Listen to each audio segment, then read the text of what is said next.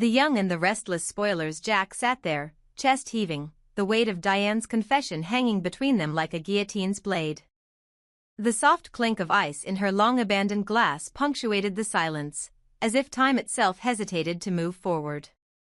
In that moment, Jack's mind raced through every memory of Kyle, his first steps, his graduation photo, the way he used to mimic his father's cocky grin. If Kyle wasn't his son, then what was he? What was Jack? He felt as if the ground had given way beneath him. Rage and betrayal warred with a more insidious ache, grief for every precious moment he'd shared with the boy he loved as his own. Yet as his hand came down, and sent Jack's chair crashing into the table, the fury in his voice was as raw as the tenderness that followed. "Why, Diane," he roared, hands clenching the edge of the table. "Why didn't you tell me the moment this atrocity happened? Or else stay silent forever." He slammed his fists, forcing himself to breathe through the pain. Diane's tears spilled freely now, her manic bravado drained in an instant. "I was protecting you," she sobbed, voice trembling. "You were exhausted, fighting battles with Newman, fighting battles in your heart. How could I burden you with this, too?" But her words only fanned Jack's anger. He shoved back from the table and stood, chair scraping backward. The room felt suddenly too small, too suffocating. He strode to the window, staring out at the lawns and fountains of Abbott Estate, symbols of legacy, stability, everything he'd believed his family to be. "Protecting me?" he muttered. "Or protecting yourself, from your own guilt?" The moonlight gleamed on the marble pathway below, and for a heartbeat Jack considered racing outside, finding Kyle and holding him, to make sure he was real, that he still belonged to him in some way. Instead, Jack turned and faced Diane. His shoulders were tense, every muscle primed. "Now that this is out," he said, voice low, "I have to decide what's next. Am I still his father in any meaningful way? Or have I been living a lie?" Diane's head snapped up, horror in her eyes, as though she'd never before considered the magnitude of her confession. "Jack," she whispered, "I never meant to lie to you about your own son. But the truth was never mine to give to Kyle's mother, Her words trailed off, choking on the secret she'd kept for years. Jack's mind replayed Diane's earlier confession, "Kyle isn't your son." In that instant, he felt the ground shift, the legacy he had built in Abbott Communications and the bloodlines he had honored suddenly destabilized. The very identity that had anchored him began to drift away. He swallowed, trying to find composure. "First," he said, "I need to know the truth about Kyle's paternity. Who is his biological father?" Diane closed her eyes and took a shuddering breath. "His father is," she paused, as though fearing to speak the next words aloud. Jack's heart clenched. "Is Tom? Or Arthur? Or someone else entirely?" Diane opened her eyes to meet Jack's. "His father is Victor Newman," she said, voice cracking. The name struck Jack like a physical blow. Victor, the man he had fought with, the man he had schemed against, the man who had become his greatest rival. If Victor was Kyle's father, then every moment Jack had spent raising that boy was also Victor's triumph. Fury flared anew, but underneath it lay a deeper turmoil, sorrow for Kyle, who would now bear the weight of his true heritage. Jack sank onto the sofa, head in his hands. He felt drained, defeated. And yet, beneath the exhaustion, a resolve began to coalesce. He realized that no matter the twists of biology, he was the father Kyle had known. Tucked him in at night, cheered for him at every milestone, taught him how to stand tall in business and in life. Those memories were real, and they still mattered. He looked up at Diane, voice firm but softer now. "We need to tell Kyle the truth," he said. "He deserves to hear it from us, not from whispers behind the scenes. And then I will explain to him, no matter where he came from, I will always be his father. I chose him from day one." Diane nodded, tears glistening. "You're right." Over the next hours, Jack made calls, to his lawyer, to the family doctor, even to the Newman Ranch to verify the DNA test results.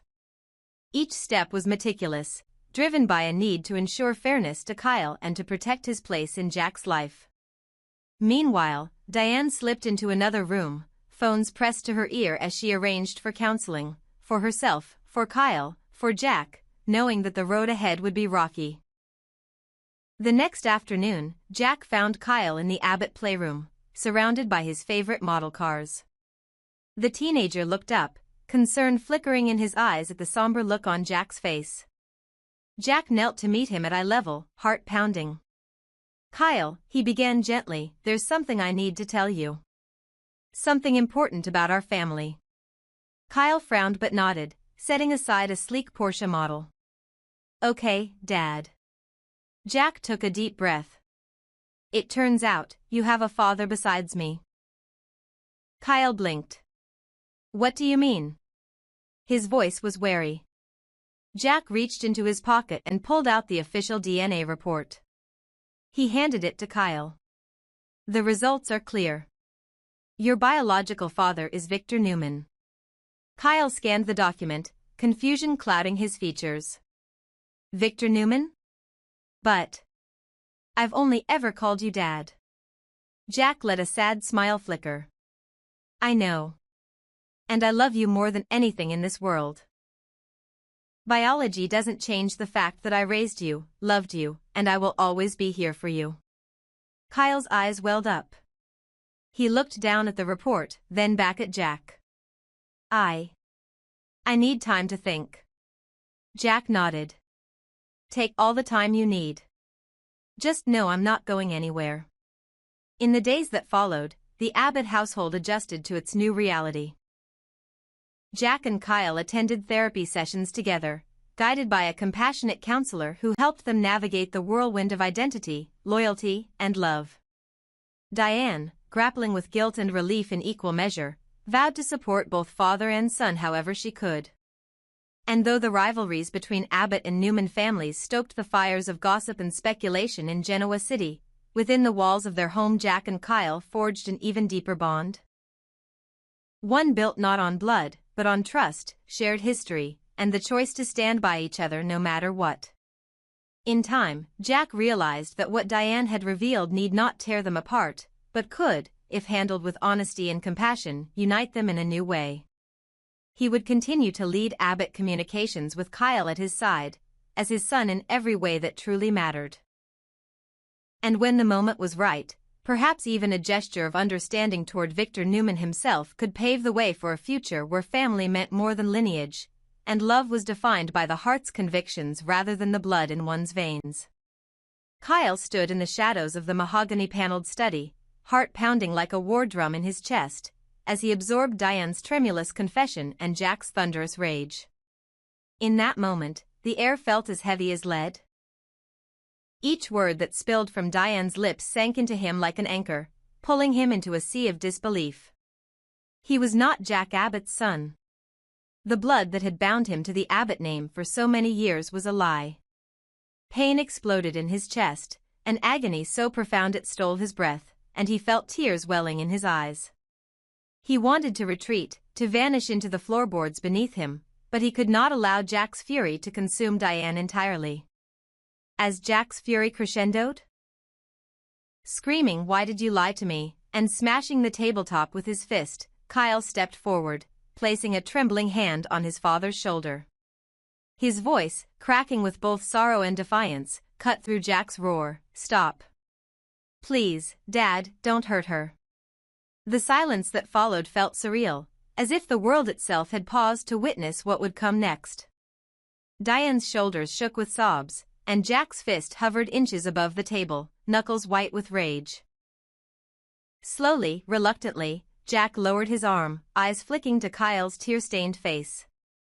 In that moment, father and son shared a glance so laden with grief and love that it nearly broke Kyle's resolve. Jack spun away, pacing the length of the room as his breath came in ragged bursts.